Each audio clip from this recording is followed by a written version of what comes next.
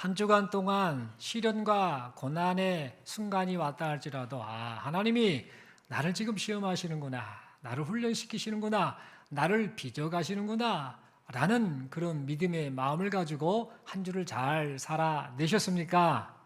크게 한번 대답해 주십시오. 그렇지요? 아멘이십니까? 예, 아멘. 비록 우리 인생이 힘들 때가 있고 지칠 때가 있고 내가 원치 않는 그런 상황이 우리 눈앞에 펼쳐질 때가 있습니다만, 그런 가운데서도 우리가 꼭 잊지 말아야 할 것은 아니다. 하나님의 은혜가 영원하다. 그리고 하나님이 시련과 고난을 허락하신 것도 나를 하나님의 사람으로 빚어가시는 과정이다 라는 사실을 생각하면서 어떠한 상황 속에서도 하나님 앞에 감사하고 또 하나님께 영광 올려드리고 믿음으로만 살아가시는 우리 모두가 될 수 있기를 간절히 소망합니다. 우리 서로에게 인사하겠습니다. 힘내십시오. 주님이 함께 하십니다. 아멘이시죠? 네, 감사합니다. 이 시간 저는 만민에게 복음을 전파하라 라는 제목 가지고 함께 하나님 말씀 받기를 원합니다. 여러분, 우리 예수님께서는 하나님의 뜻을 이루러 이 세상에 오셨습니다. 그 하나님의 뜻이 무엇인가? 그것은 바로 택하신 자기 백성을 그들의 죄에서 구원하시는 것이었습니다. 그래서 예수님께서는 하나님의 뜻을 따라 택하신 자기 백성을 구원하시려고 이 세상에 오셨던 것이지요. 그리고 오셔서 이제 공생애를 시작하십니다. 하나님이 명하신 그 일을 시작하시는데, 그때 시작하시면서 어떤 말씀을 하셨는가? 때가 찼고 하나님의 나라가 가까웠으니 회개하고 복음을 믿으라 라고 이렇게 말씀을 하시면서 복음을 전파하셨습니다. 또한 마을을 두루 다니셨습니다. 이곳저곳에 다니시면서 또 회당에 가서 말씀을 가르치시고 천국 복음을 전파하시면서 또한 모든 병과 약한 것을 고쳐주셨습니다. 그뿐만이 아닙니다. 이 땅에 오셔서 천국 복음을 전파하신 그 일을 이제 부르신 사람들을 통해서 행하게 하시려고, 그 뜻을 이루시려고 제자들을 따로 불러 세우셨습니다. 그리고 그들을 통해서 천국 복음이 전해지도록 하셨습니다. 그런데 그러던 어느 날이었습니다. 우리 예수님께서 갑자기 황당한 말씀을 하시는 겁니다. 내가 장차 십자가 고난을 당할 것이다, 죽을 것이다, 그리고 3일 만에 부활할 것이다 라고 하는 순한 예고를 하셨습니다. 여러분, 이때 이 제자들은 예수님의 이 순한 예고를 듣고 이해를 하지 못했습니다. 멀쩡한 예수님이 십자가 고난을 당하고, 십자가 고난은 당시에 가장 극악무도한 죄를 지었던 사람에게 주어진 형벌이었는데, 십자가 고난을 당하고 죽음을 당하고 그리고 3일 만에 부활한다라는 이런 말씀, 엉뚱한 말씀을 하시자 제자들은 그것을 깨닫지 못하고 황당해 했습니다. 그렇다면 여러분, 왜 제자들이 그것을 깨닫지 못했을까? 예수님은 심각한 의미로 그렇게 말씀을 하셨는데 그 말씀을 깨닫지 못했던 이유가 무엇일까요? 그 이유는 그들이 예수님을 따르면서도 세상의 가치관을 가지고 예수님을 따르고 있었기 때문입니다. 분명 예수님의 제자였고 예수님을 열심히 따르기는 따랐습니다만 그들의 생각은 여전히 예수님과 상관없는 자기네 방식으로 살아가는 그 세상 사람들의 가치관, 그것을 가지고 제자들이 살았기 때문에 예수님께서 십자가 고난을 당하고 죽으시고 부활하신다라는 이런 말씀을 했을 때 제자들은 그것을 깨닫지 못하고 받아들이려고도 하지 않았습니다. 그래서 우리 예수님께서는 제자들의 이 생각의 틀이 바뀌기를 원하시면서 2번씩이나 더 순한 예고를 하셨습니다. 하지만 이렇게 3차례 순한 예고를 하셨음에도 불구하고 이 제자들의 생각은 쉽사리 바뀌지를 않았습니다. 그래서 결국 이 제자들은 어떤 반응을 보였는가? 예수님께서 십자가 고난을 당하실 때에 이 제자들은 모두 다 걸음 하나 살려라 라고 하며 예수님을 버리고 모두 다 도망을 가고 말았습니다. 하지만 순한 예고를 통해서 내가 장차 죽을 것이다, 고난당할 것이다, 부활할 것이다 라고 약속하셨던 그 예수님께서는 그 약속하신 바대로 십자가 고난과 죽음 이후에 3일 만에 다시 부활하셨습니다.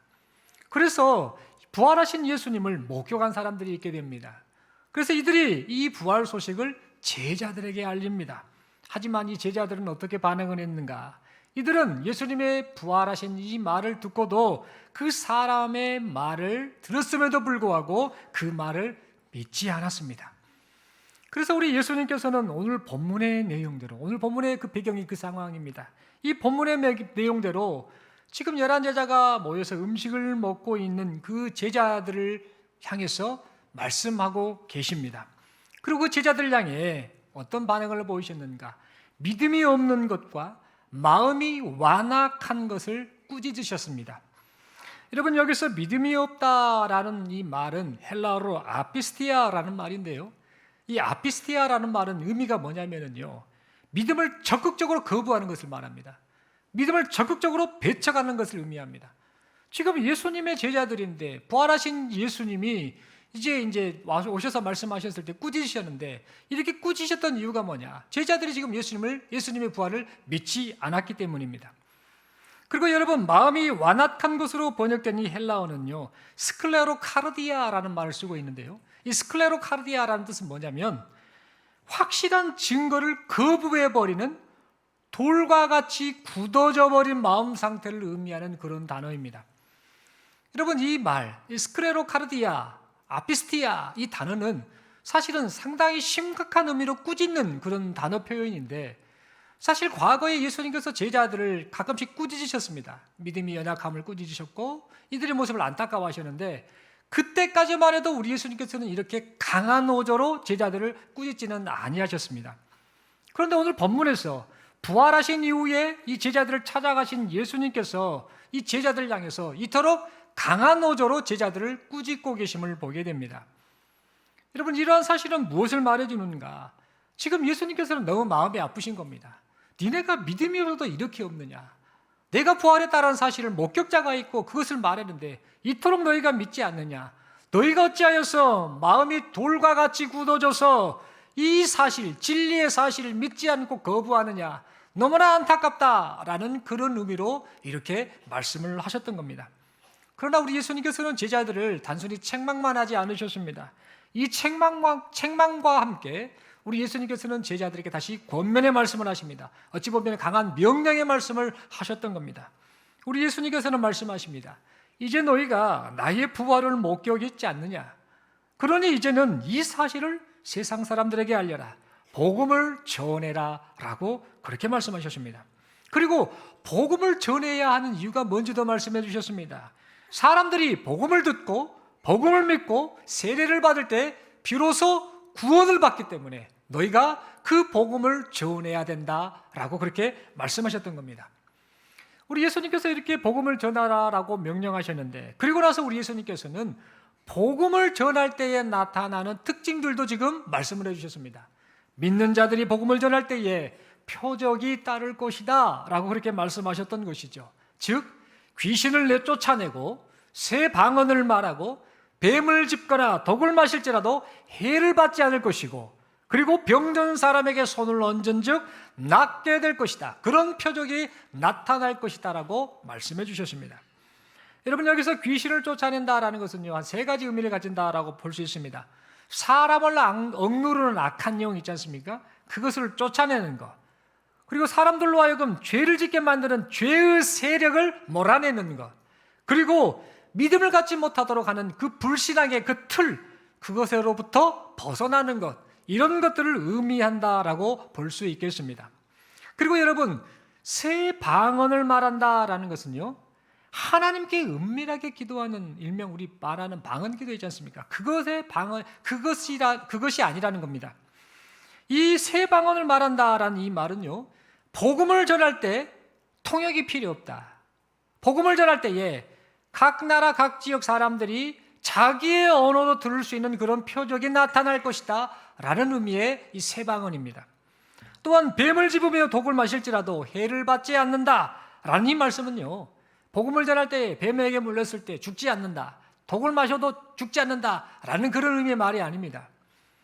뱀을 집으며 독을 마실지라도 해를 받지 않는다 라는 이 말씀은요, 성도가 복음을 전하고 믿음으로 살아갈 때에 초자연적인 하나님의 보호와 도우심을 경험하게 될 것이다 라는 그런 의미의 말씀입니다. 그리고 마지막으로 병든 사람에게 손을 얹은 즉 나으리라 라는 이 말씀은요, 이 말씀 그대로 성도가 복음을 전할 때에 하나님께서 그 상황에 따라, 사람의 형편에 따라 치유의 역사를 나타내신다라는 그런 의미의 말씀인 것입니다. 그런데 여러분, 우리 예수님께서 말씀하신 이 네 가지 표적, 새 방언을 말하고 귀신을 쫓아내고 병든 자가 낫고 뱀을 짚거나 또 독을 마셔도 죽지 않는 이런 놀라운 표적이 성경을 보니까 실제로 그 사건이 이 이후에 일어나게 되었습니다. 사도행전 16장 18절의 말씀을 보면은요, 바울이 복음을 전할 때에 귀신 들린 여종이 계속해서 따라왔습니다. 그래서 계속해서 복음을 전하는 바울을 회방하였지요. 그러다 참다 못한 바울이 참다가 어쩔 수 없이 예수 이름으로 그 귀신 들린 여자의 그 귀신을 내쫓게 되었습니다. 그리고 사도행전 6장 7절을 보면은요, 하나님의 말씀이 왕성해지자, 즉 복음이 선포되자 제자의 수가 많아졌습니다. 그리고 허다한 제사장의 무리가 복음 앞에 복종하게 되었습니다. 당시에 허다한 제사장 어떤 사람들입니까? 유대교 사상에 입각해서 기독교인들을, 이 그리스도인들을 핍박했던 사람들 아닙니까? 그들의 우두머리 아닙니까? 그런데 이 허다한 제사장의 무리가 이 말씀을 듣고 복음을 듣고 그 복음 앞에 복종하는 일이 발생합니다. 잘못된 사상에 사로잡힌 사람들이 복음으로 인해서 잘못된 불신앙의 틀에서 해방되는 그런 일들, 그래서 그들이 주께로 돌아오는 일들이 사도행전 6장 7절을 통해 나타나고 있음을 말해주고 있습니다. 그리고 여러분, 사도행전 2장 4절을 보면은요, 새 방언의 표적도 일어났습니다. 여러분, 이때 사용된 방언은요, 말씀을 드린 것처럼 하나님께 드리는 은밀한 기도로서의 방언이 아니라 실제적인 외국어였습니다. 마가의 다락방에서 제자들이 모여 함께 기도했습니다. 이때 성령의 충만함을 입습니다. 그리고서 나타났던 그 현상이 무엇인가? 각기 다른 언어로 하나님 앞에 기도하는 일이 발생했습니다. 그렇게 말을 했던 것이죠. 그리고 이때 천하 각국으로부터 온 경건한 유대인들이 다 그것을 봅니다. 그리고 나서는 각 지역의 그 사람들이 자기네들이 알아듣는 말로 하는 것을 듣고 깜짝 놀라게 됩니다. 그리하여서 결과가 어떻게 되는가? 이 베드로의 복음 전도를 통해서 3,000명이나 되는 사람들이 주 예수를 믿고 회개하여 주께로 돌아와 구원받는 역사가 나타나게 되었습니다. 여러분, 뱀을 짚거나 독을 마실지라도 해를 받지 않는다라는 이 말씀 역시 실제로 이루어졌습니다. 사도행전 28장 3절에서 6절을 보면은요, 이 바울이 멜리데 섬에서 이제 잠시 표류해서 그곳에 머무르게 됩니다. 이 배를 탔던 276명의 사람과 함께 이 멜리데 섬에 잠시 머물러 있는데, 이때 그만 바울이 독사에게 물리는 일이 발생합니다. 그래서 그 섬의 원주민들은 저 사람이 뱀에 물렸으니, 독사에게 물렸으니 이제 죽겠구나라고 그렇게 생각을 했습니다. 하지만 바울은 아무 해도 받지 않았습니다. 그 일로 인해서 바울 일행이 원주민으로부터 많은 사랑을 받게 되고 결국 이 복음 전도의 문이 그곳에서 활짝 열리는 일들이 나타나게 되었습니다. 여러분, 독을 마셨지만 해를 입지 않는다라는 이 사실은요, 성경에는 기록되어 있지는 않습니다. 그런데 교회의 전승과 그리고 교회 역사가였던 유세비우스의 그 기록에 의하면은요, 이 독을 마셨다가 해를 입지 않는 사람의 이야기가 등장을 하고 있습니다. 예수님을 전했던 유스투스 바르사바스라는 사람이 복음을 전하다가 그가 독을 마실 수밖에 없는 상황이 됐습니다. 그런데 주의 은혜로 아무 해도 입지 않았다라고 교회 역사가였던 유세비우스의 글에 그 내용이 기록되어 있습니다. 우리 예수님께서 말씀하신 그 약속이 그대로 이루어졌던 것입니다. 그리고 마지막으로 병든 사람에게 손을 얹은 즉 나으리라 라는 이 말씀은 사도행전 3장 7절 8절에 기록된 이 미문에 앉은 이 안진뱅이 있었지 않습니까? 그 안진뱅이가 이 낫지 못하는 그런 상황이고 평생을 그렇게 살아야 되는 그런 상황이었는데 그 사람을 베드로가 치료해 준 사건을 통해 이 예수님의 그 말씀이 성취되었음을 우리는 확인하게 됩니다. 그리고 사도행전 9장 34절에 기록된 이 베드로가 애니아라는 이 중풍병자를 치료한 사건, 그리고 사도행전 14장 10절에 기록된 바울이 루스드라의 안진뱅이를 치유한 사건, 사도행전 28장 8절 9절에 기록된 바울이 멜리데 섬에서 보블리오라고 하는 추장의 아버지의 열병과 이지를 치료한 사건, 이런 사건들을 통해서 아하, 머리에 손을 얹고 기도한즉 그 병이 나으리라라고 하는 그 예언이 실제로 이루어졌구나라는 사실을 우리는 확인하게 됩니다. 여러분, 이처럼 예수님께서 말씀하신 믿는 자에게 이 모든 표적이 따를 것이다 라는 이 말씀은요, 예수님께서 말씀하신 그대로 복음 전도의 현장에서 이루어졌습니다. 그런데 여러분, 이것도 굉장히 중요한 사실인데 더 중요한 사실이 있습니다. 그 중요한 사실이 뭔 줄 아십니까? 지금도 성도가 복음을 전할 때에 이러한 표적은 일어나고 있습니다. 하나님은 살아계시거든요. 주님이 말씀하신 그 주님이 그 약속을 신실하게 지켜서 그 모습을 그대로 나타내 보여주고 계시기 때문이죠. 여러분, 우리 주님의 말씀은요, 예전이나 지금이나 변함이 없습니다. 우주 만물을 다스리시는 우리 주님이 살아계셔서 지금도 역사하시기 때문에 지금도 성도가 복음을 전할 때 하나님이 원하시는 방법으로 표적은 일어나고 있다는 겁니다. 지금도 선교지에서 이런 일들이 비일비재하게 나타나고 있습니다. 얼마나 많은 간증거리가 있는 줄 모릅니다. 그러므로 여러분, 이 사실을 믿고 주님이 원하시면 언제 어디서든지 표적이 나타난다라는 사실을 믿고 우리가 무엇을 해야 되는가? 때를 얻든지 못 얻든지, 저 사람이 강팍해서 복음을 듣지 않을 것 같고 저 사람의 상황이 도저히 고쳐지지 못할 상황일 것 같다라고 생각한다 할지라도 우리는 그 믿음 없는 모습으로 반응할 것이 아니라 주님이 하실 것이야, 주님이 사람을 변화시키실 것이야, 주님이 표적을 나타내셔서 복음으로 구원하실 것이야 라는 사실을 믿고 때를 얻든지 못 얻든지 복음 전도의 사명을 다하시는 우리 모두가 될 수 있기를 간절히 소망합니다. 그렇다면 여러분, 우리 주님께서 성도가 복음을 전할 때에 이 모든 표적이 따를 것이다 라고 말씀하셨는데, 표적이 따를 것이다 라는 이 말씀을 강조해서 하셨던 이유가 무엇일까? 이 점을 우리가 함께 좀 생각해 보아야겠습니다. 여러분, 그 이유를 우리는요, 오늘 보면 20절 말씀을 통해 확인할 수 있습니다. 마가복음 16장 20절 말씀입니다.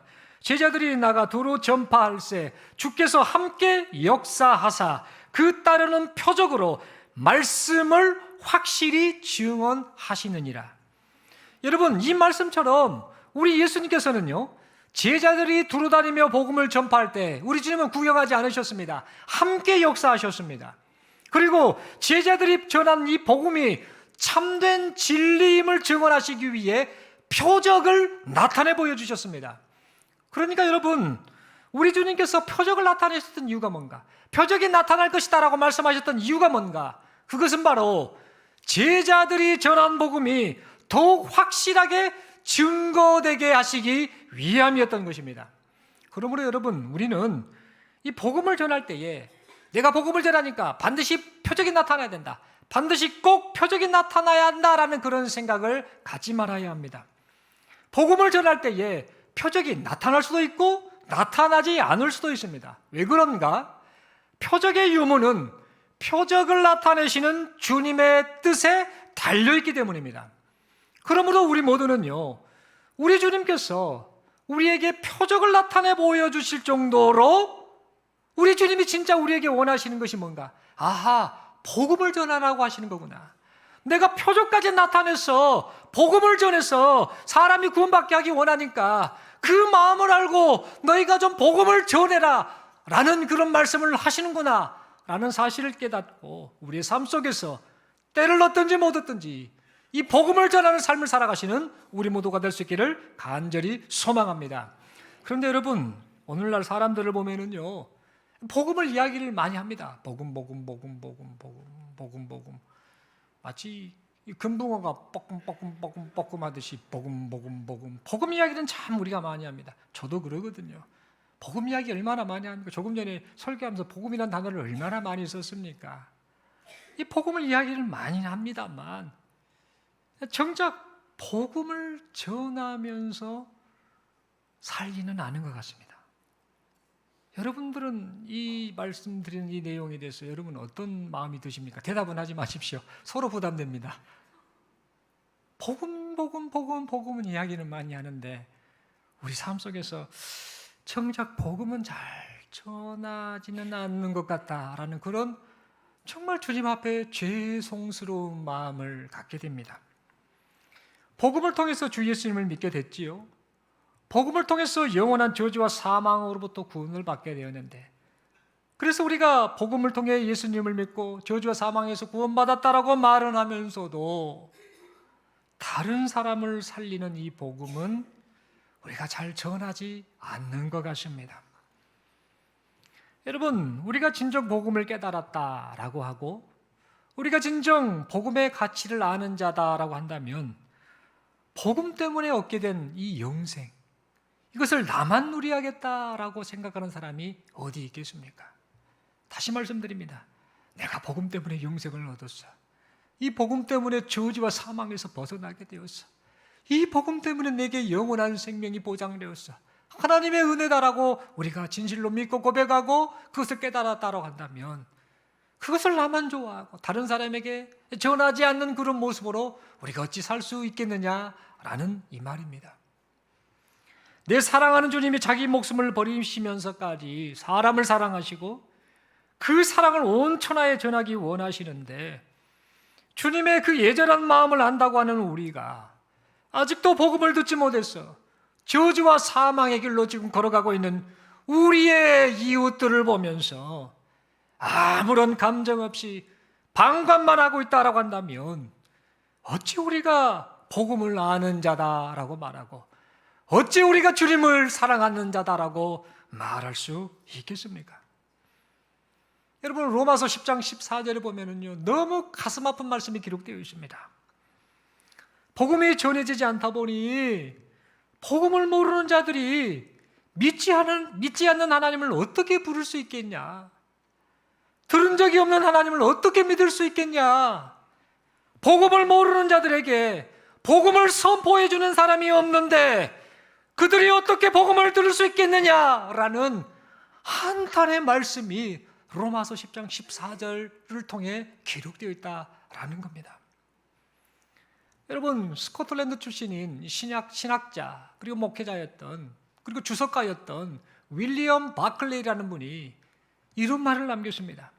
그리스도인이 어떤 사람인 줄 압니까? 라고 하면서 그리스도인은 어떤 사람이냐?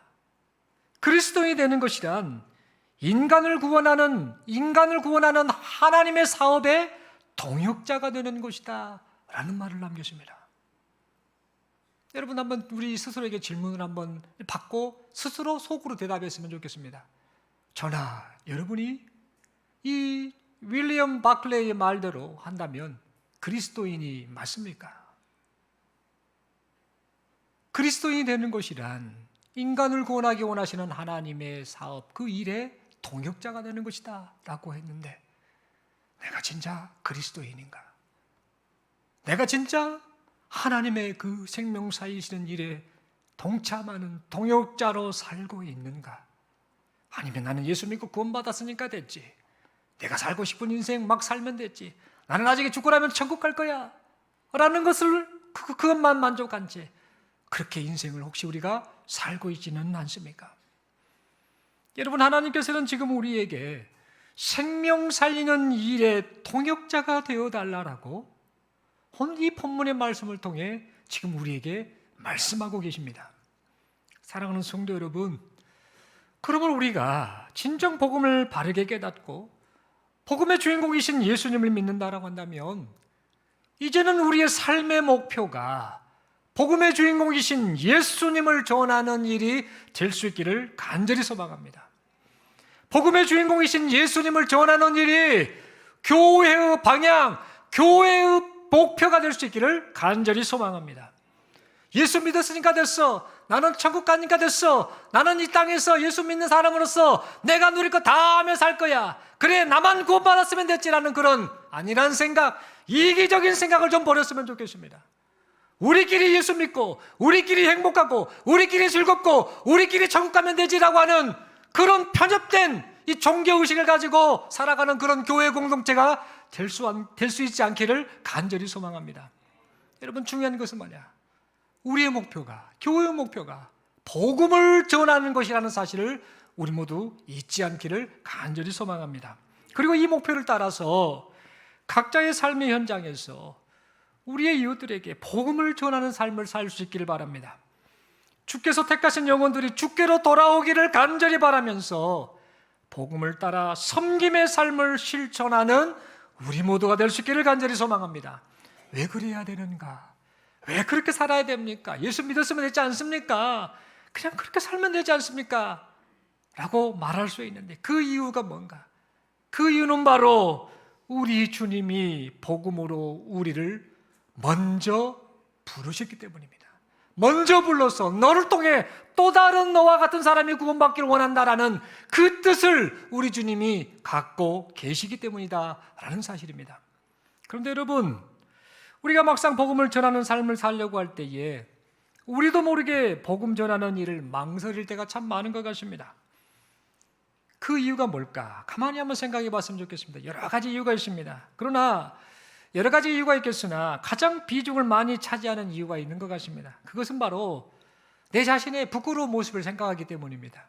내가 예수를 믿는다고 하면서 내 자신이 너무 부끄러운데 복음을 전할 만한 그런 모습이 아닌데라는 자기 자신에 대한 이 부끄러운 마음, 그리고 나는 믿음이 연약하다라는 그런 생각을 갖고 있기 때문에 우리가 삶의 현장 속에서 복음을 잘 전하지 못할 때가 있더라라는 겁니다.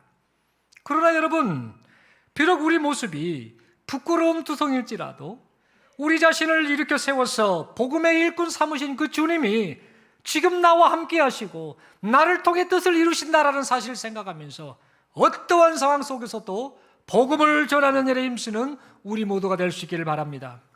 여러분, 오늘 본문의 말씀을 보면은요, 우리 주님께서는 믿음이 좋은 제자들이 아닌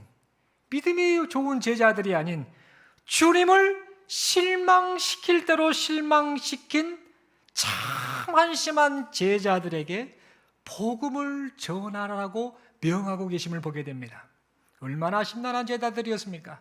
3차례 순환 예고를 듣고도요, 여전히 그 가치관이 바뀌지 않았던 제자들입니다. 세상적인 가치관에 사로잡혀서 엉뚱하게 반응했던 제자들, 십자가에 달리신 예수님을 어떻게 합니까? 배신하고 도망가 버렸던 제자들, 예수님이 부활하셨어요, 내가 봤어요 라는 그 소식을 전해 듣고도 예수님의 부활 소식을 믿지 못했던 제자들, 참으로 기대할 것이라고는 전혀 없었던 그 제자들에게 우리 주님께서는 가장 중요하게 여기시는 일인 복음 전도의 일을 맡기셨던 것입니다. 그리고 복음 전하는 일이 얼마나 중요했던지요, 하늘로 승천하시기 직전에 우리 예수님 또다시 말씀하십니다. 오직 성령이 너희에게 임하시면 너희가 권능을 받고 예루살렘과 온 유대와 사마리아와 땅끝까지 이르러 내 증인이 되리라 라고 재차 복음을 전하는 삶을 살아라라고 그렇게 강조하며 말씀을 해주셨습니다. 또한 성령을 보내주셨지요. 그래서 연약한 제자들이 복음 전도의 삶을 살아갈 수 있도록 은혜를 베풀어 주셨습니다. 여러분, 그리하여서 이 복음이 시대를 거듭하여서 사람들에게 전해졌습니다. 계속해서 시대를 거듭하며 사람들에게 전해졌다가 결국 어디까지 왔는가? 지금 여기 모인 우리들에게까지 전해지게 되었습니다. 여러분, 그 결과 누구로부터 전해 듣게 된 것인지는 잘 모릅니다. 누군가로부터 계속해서 이 전달받게 하신 그 말씀, 그 복음을 우리가 듣고 여기 모인 우리 모두가 예수님을 만나게 되었습니다. 예수님을 믿음으로 우리가 영원한 생명을 얻게 되었습니다. 하나님 나라 백성으로서 장차 완성될 하나님의 나라를 바라보며 살아갈 수 있게 되었습니다. 이 모든 것이 만민에게 복음을 전하라라고 명하신 우리 주님의 뜻을 따라, 우리 주님의 은혜를 따라 이루어지게 된 것입니다.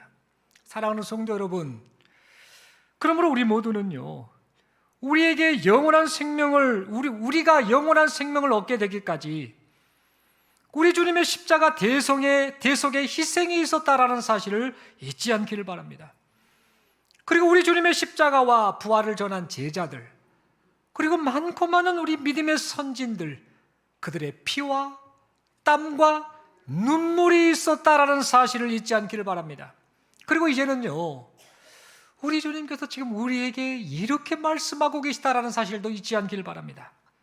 사랑하는 자여, 이제는 네가 이 일을 해야 하지 않겠느냐.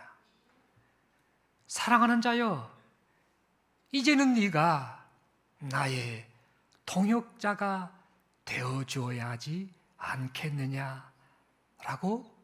지금 이 시간 예배하는 우리 모두에게 이 말씀을 하고 계십니다. 사랑하는 성도 여러분, 그러므로 우리에게 허락된 인생 시간 동안에 복음의 주인공이신 예수님을 증거하며 살아가는 우리 모두가 될 수 있길 바랍니다. 우리를 죄와 사망, 저주로부터 구원해 주신 예수님, 우리에게 영원한 생명과 행복을 선물해 주신 예수님, 이 예수님을 우리의 삶 속에서 우리의 이웃들에게 증거하며 살아가는 우리 모두가 될 수 있길 바랍니다. 나는 연약하지만, 나는 부끄럽지만, 나는 할 수 없지만 주님의 나를 통해서 생명 살리시는 일을 하고 계심을 믿습니다라고 그렇게 고백을 하면서 우리의 삶의 현장 속에서 복음을 전하는 우리 모두가 될 수 있기를 바랍니다. 그리하여서 복음 전도의 현장에서 함께 역사하시는 우리 주님, 그 주님의 일하심을 경험하면서 이 모든 것이 오직 하나님의 은혜입니다라고 모든 영광을 하나님께 올려드리는 우리 모두가 될 수 있기를 간절히 소망합니다. 지금도 우리 주님께서 우리를 통해서 생명 살리시는 일을 이루어 가고 계심을 믿습니다. 우리 서로에게 이렇게 인사하겠습니다. 주님이 복음으로 당신을 살리셨습니다. 한 번 더 인사하겠습니다. 주님이 당신의 이웃도 살리기 원하십니다. 한 번 더 주먹을 꽉 쥐고 서로에게 인사하겠습니다. 오늘도 복음을 전하면서 합시다. 한 번 더 인사합니다. 일평생 복음을 전하면서 합시다. 아멘이십니까? 입으로는 복음 하다가 잘못하면 금붕어 됩니다.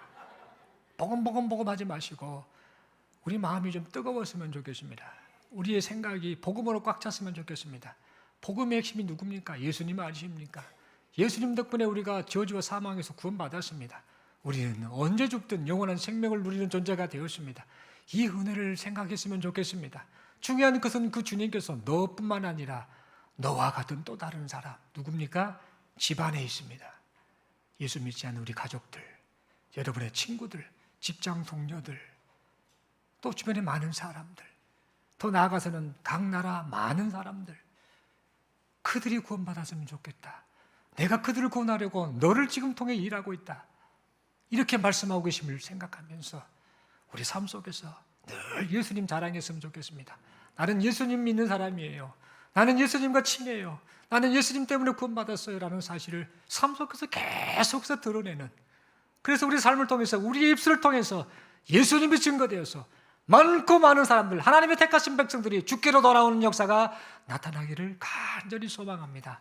이 일을 위해서 이 말씀을 듣고 우리 기도하시고 이 한 주간도 일평생도 복음 전하는 일에 집중적으로 삶을 다하시는 우리 모두가 될 수 있기를 간절히 소망합니다. 기도드리겠습니다. 하나님 아버지 감사합니다. 말씀 받았습니다. 만민에게 복음을 전파하라라고 말씀을 하셨는데 이 명령을 따라 일평생 복음의 주인공이신 예수님 증거하며 우리 삶 속에서 때를 얻든지 못 얻든지 예수만 자랑하며 살아가는 우리 모두가 되게 하옵소서. 불쌍하고 참 어리석었던 이 제자들, 한심스러웠던 이 제자들, 그들에게 주님이 다시 찾아오셔서 복음을 전하라고 말씀하셨고 그들을 변화시켜서 그들을 통해 생명 살리시는 일을 행하셨는데 그 명령이 지금 우리에게 임했다라는 사실을 우리가 깨닫고 이제 우리 삶 속에서 나를 통해 주님이 생명 살리신다라는 사실을 깨닫고 믿음으로 우리 삶 속에서 복음 전하는 일에 힘쓰는 우리 모두가 되게 하여 주옵소서. 그렇게 살아갈수록 은혜 베푸심을 믿고 감사드리오며 우리 주님 예수님 이름으로 기도드리옵나이다. 아멘.